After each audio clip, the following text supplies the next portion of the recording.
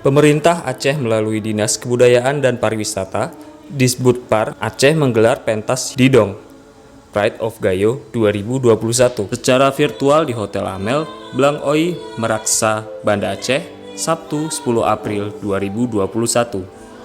Pada pentas Didong Pride of Gayo 2021 tersebut menampilkan seniman-seniman muda yang lolos lomba Didong Gayo lewat lomba melalui video yang dinilai Dewan Juri.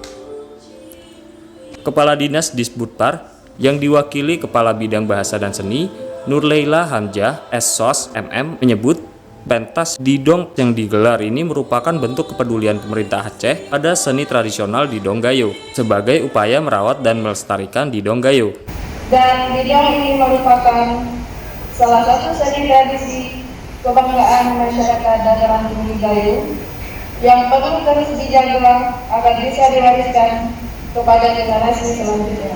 Kabid Bahasa dan Seni juga menyebut pelestarian Didong juga kesenian tradisional Aceh lainnya harus dirawat dan diberi ruang yang cukup sehingga seni-seni Aceh seperti seni Didong Gayo ini tetap menjadi daya tarik wisatawan.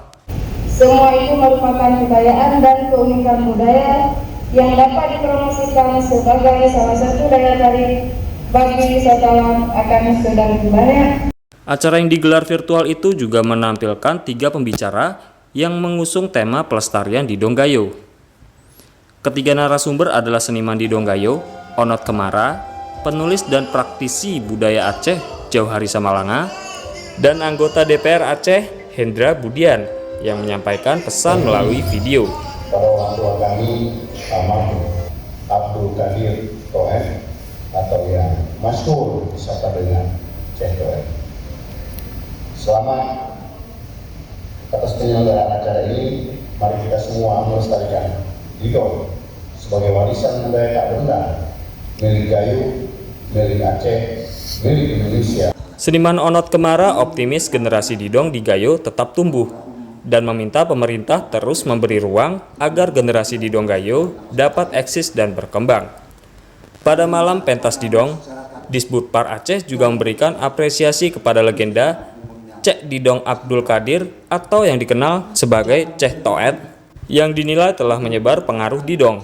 Apresiasi itu diberikan dalam bentuk uang tunai sebesar 10 juta rupiah yang diterima langsung putra kandung almarhum Toet yang kelima, Aman Mude.